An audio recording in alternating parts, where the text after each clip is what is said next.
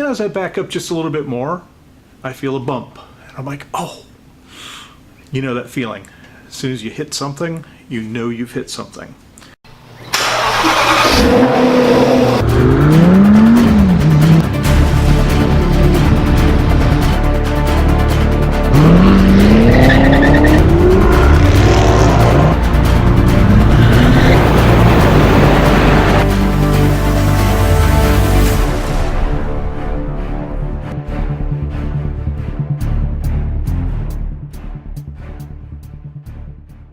Hey there, it's Kurt Curtis coming at you from the Full Octane Garage today. And today we have a moral dilemma, and I would like to call it, what would you do? Saturday night, getting ready to go out to dinner with some friends. We're driving through the parking lot, coming up on the restaurant. Parking lot's really dark. And there's a perfect spot. There's an in spot. And I got a brand new 2018 GMC Denali pickup truck, and I'm like, boy, how can I get this lucky? I got an in spot. So, being the pickup truck that it is, it's a little bit easier to back in than it is to pull in forward. So I proceed to back in. And heck, I have a backup camera. I have safety sensors that buzz my seat when I'm getting close to something. But did that affect me? No. I'm backing into this spot and I'm really paying attention to the car next to me, and I'm paying attention to how far I am into the spot, and I know that the front end of my truck is still sticking way out in the road. So as I nudge back a little bit, I'm kind of looking side to side. My seat is vibrating, not thinking anything of it. Brand new truck, not really thinking that I'm really close to something. I said, it's got to be a mistake. I didn't look at the camera, which I probably should have. And as I back up just a little bit more, I feel a bump. And I'm like, oh, you know that feeling. As soon as you hit something, you know you've hit something. And as I look in my backup camera, I see the rear bumper of a BMW X3 SUV. And right there, going through your head is, hey, let's look around. Did anybody see me do that? Okay, nobody saw me do that, so there's no embarrassment. Second piece is, what do? Do you leave a note on the windshield? Let's get out and look at the car and see if you did any damage. Let's just get the hell out of there. Well, all those things go through your head in the moment. You know, you haven't had an accident in 20 years. You're thinking, oh my God, my insurance rates. Oh, what am I going to do? So, what would you do? And I guess the question that we'd like to hear from below: has this happened to you, and have you been the one that drove off? Morally, I just couldn't do that. So I got out, I looked at the car. It was very minor damage to the bumper skin. It didn't break the skin, it just made some marks. You know, as you see in this picture, it didn't look bad at all. But then as I start looking more closely at it, you start getting a little pissed off. Because in this next picture, you'll notice that this dude's rear tires are on the line. So he was hanging into my spot probably 2 feet, and that's why the nose of my truck was out so far, and mentally I'm thinking, hey, I still got plenty of room. So once I get over being pissed off, I realized I still hit the guy. It's still my fault. I should have looked. I didn't. So I proceed to write a note and fill out a little bit of information and say, I'm really sorry, I backed into your car. It was not one of those, I backed into your car, somebody's watching me, so I left a note. I actually left my phone number. I said, hey, I'm here having dinner. Give me a call as soon as you get out to the car. I want to come out and talk to you. So I proceed into dinner and I brood over the whole dinner. I'm thinking, gosh, this fantastic steak sure doesn't taste as good when you just run into somebody and you know it's going to cost you, because hey, if it's under $1,000, I'm not going to claim insurance. We're in the insurance business. We know that counts against you. And I figure I'll just pay for it out of pocket if the guy's reasonable. So we're sitting there and the whole dinner goes by. I'm thinking, gosh, look out there. The car is still there. I'm thinking, where's this dude at? I mean, I've already eaten dinner. I'm almost done. So I think, well, a little bit longer dessert goes by. And I look out there. Now, we even went out to the car and I said, man, is my note still on the windshield? Sure enough, my note's still there. one more chance to take the note off. I didn't do it. Left the note. So I come back out after dinner and I get in my truck. And actually, I moved to a different spot because there was clearly no room for me to park in that spot, and that's probably why nobody had that good spot. So I get back in the truck, or actually I walk back out with my friends, and we look in the spot where that car was. The car's long gone. I'm like, that's weird. The guy didn't call me. Thinking, well, we were at a bar, had dinner. Maybe he had too many drinks and didn't want to really get involved at the time. And the second thought was, well, maybe my note blew off and I got lucky. So you scour the parking lot, you look, and no note on the ground, so chances are you did not get lucky. So I let it go, and I'm like, heck, I'm just going to drive home, and if the dude calls me, the dude calls me. Well, next morning comes up, dude's still not calling. I'm like, that's really weird. Maybe the note did blow off. Well, about noontime, I get this call. Gentleman says, hey, I understand you damaged my car. And I said, yes, absolutely, I did. I left a note because I wanted to make it right. And he goes, so did you hit my headlight? And I'm like, no, I didn't hit your headlight. I hit the other end of the car, the back end. So if you have headlight damage, it's clearly not me. And I hope you don't blame me for that. But no, I hit the rear bumper. So he's, oh, okay, sure. So I said, what I'd like to do is I'd like to take and send you to, in our town, it's Price's Collision. They're one of the certified organizations to fix cars. I happen to know some people over there, so I wanted to make sure that we got this gentleman treated right. And I said, if you could go get an estimate, I will gladly take care of it if it's under a certain amount. If it's a larger amount, then we'll probably deal with my insurance company. And he proceeded to say, oh, this is a brand new BMW. I want to take it to the dealer. The dealer's got to do it. Little did he know that I knew that the dealer doesn't do their own work here, and they actually send it to Price's Collision Center. So he, meanwhile, still wants to talk to his service advisor on Monday. So Monday afternoon, Tuesday, something like that, I get a call, and he says, I've talked to my service advisor, and my service advisor says Price's Collision does the work, so we're going to go to Price's Collision. So he went to Price's Collision and got an estimate. And what the final bill turned out to be, it ended up costing me $985 for a simple scratch in the bumper. The bumper had to be removed. The bumper skin had to be removed. They had to scuff it, clean it, prep it. And unfortunately, it's a two-tone bumper, so I hit in the gray and I hit in the color of the vehicle. So it was a dual paint setup, so it ended up costing me a little bit more. And I'm thinking, okay, sure. So that sounds reasonable. Let's go ahead and schedule it in to get it done.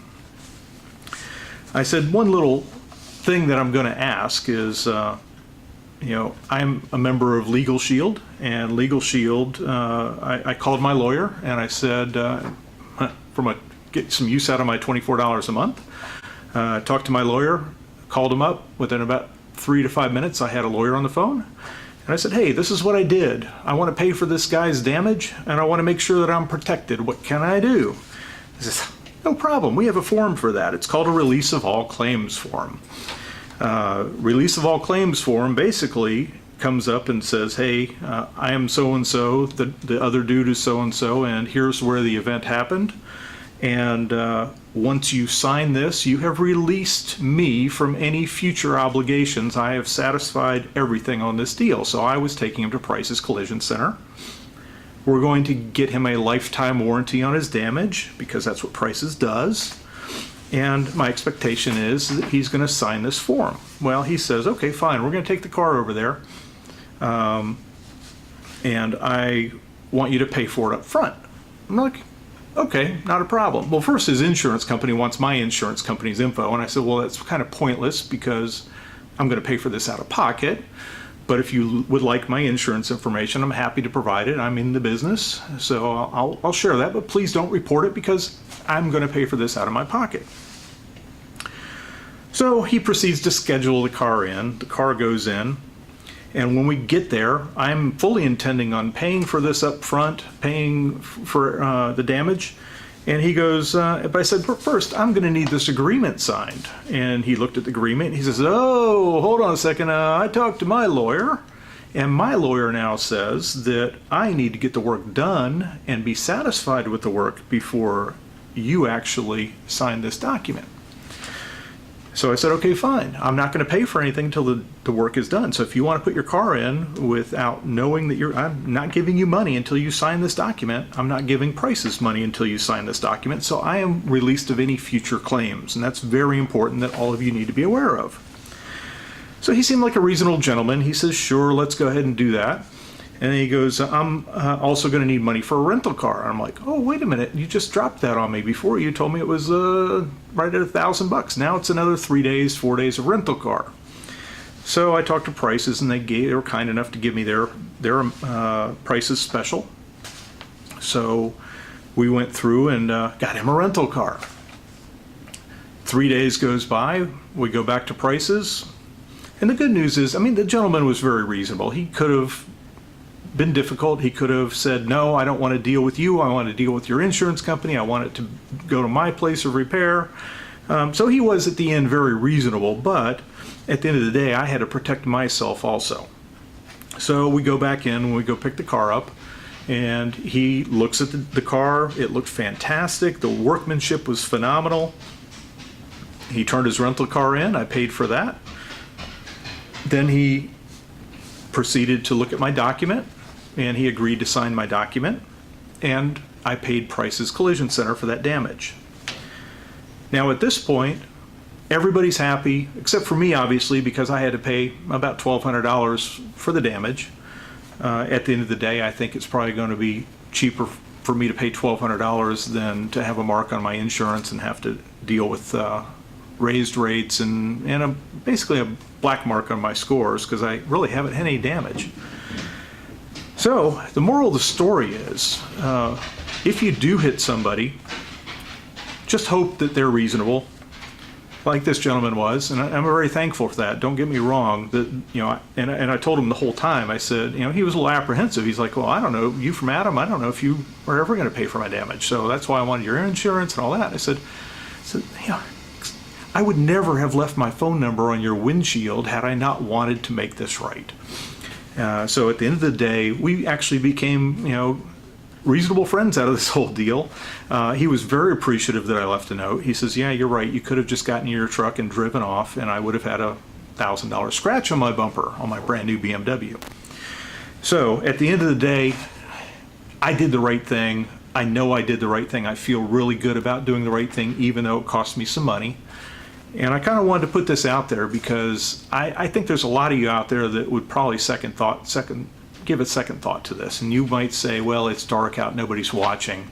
I'm either going to leave a note with some bull crap on it, or I'm going to leave a note with my real information. So I hope you guys do the right thing. It's definitely, if somebody bumped me in the parking lot, and I was fortunate in my truck, it hit the trailer hitch, so it did not do any damage to my brand new truck.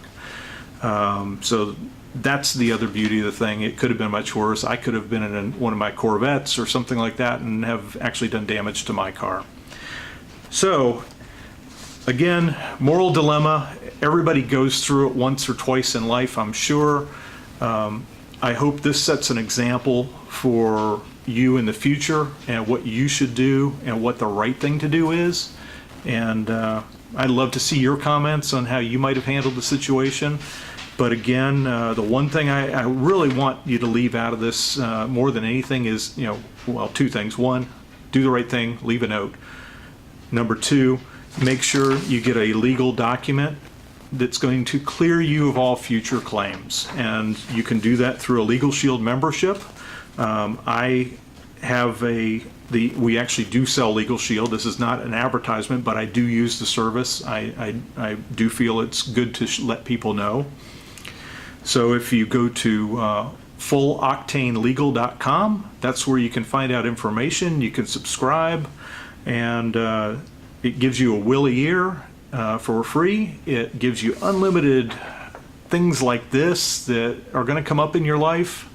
where it would have cost me $250 for an hour's worth of an attorney's time just to get this one document, I'm sure.